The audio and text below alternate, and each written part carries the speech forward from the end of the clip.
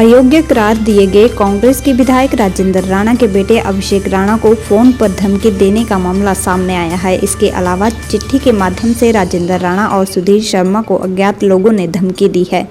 धमकी भरा यह पत्र राजेंद्र राणा के कार्यालय में आया है, जबकि अज्ञात व्यक्ति ने मंगलवार शाम अभिषेक राणा को फोन पर धमकी दी है। अज्ञात व्यक्ति ने फोन पर कहा कि बाप बेटा सुधर जाओ, नहीं तो गंभीर परिणाम भुगतने के लिए तैयार हो जाओ।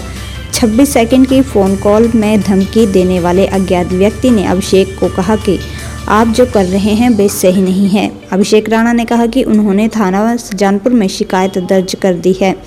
उन्होंने बताया कि व्यक्ति ने फ़ोन पर उनसे बदतमीजी से बात की और धमकी देते हुए कहा कि इसे अंतिम चेतावनी समझो, नहीं तो आपको गंभीर परिणाम भुगतने पड़ेंगे। उन्होंने बताया कि देर शाम विधायक राजेंद्र राणा के कार्यालय में भी एक पत्र प्राप्त हुआ है, जिसमें विधायक राजेंद्र राणा व सुधीर शर्मा को पार्टी विरोधी गतिविधियां बंद करने के प्रति चेताया गया है और न करने पर अंजाम भुगतने की भी बात कही है। उन्होंने कहा कि इस पर उन्होंने सुजानपुर थाना में भी लिखित शिकायत भेज दी है।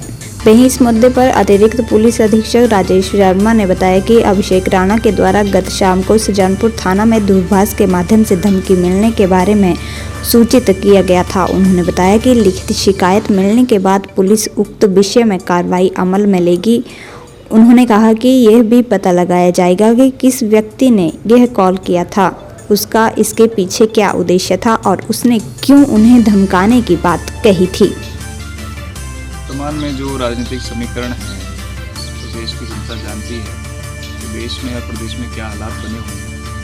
उसी के रहते कल मैं लोगों के बीच में अपने निवास पर लोगों से मिल रहा था और शाम को लगभग 6 बजे एक फ़ोन आया और उसमें धमकी देने वाला वो फ़ोन था। वो लगभग 20 सेकंड का कॉल था और चेतावनी दे रहे थे वो फ़ोन पे। जब मैंने पूछा उनसे कि कौन महानुभाव बोल रहे हैं तो उन्होंने उसका जवाब नहीं दिया, लेकिन चेतावनी दी कि जो प्रकरण है उसे बंद कीजिए, पिताजी को समझाइए, बाकियों को समझाइए, नहीं तो सबके लिए ठीक नहीं है। उसी समय मैंने ये जो फ़ोन आने के बाद कुछ देर बाद थाने में फ़ोन किया, पुलिस स्टेशन सुजानपुर, वहाँ पे कंप्लेंट वर्बली जो है वो दर्ज करवाई और मुझे शाम को ही पता लगा जो हमारे प्राइवेट सेक्रेटरी हैं उनके माध्यम से कि कुछ जो चिट्ठियाँ आई उसमें से एक ऐसी भी चिट्ठी थी जिसमें आदरणीय राणा जी का नाम और आदरणीय सुधीर शर्मा जी का नाम था और उन दोनों को चेतावनी दी गई है उस चिट्ठी में कि आप ये जो संपर्क कर रहे हैं या जो कार्यक्रम चलाया हुआ है इसको बंद कीजिए, अन्यथा ये आप लोगों के लिए आखिरी चेतावनी है।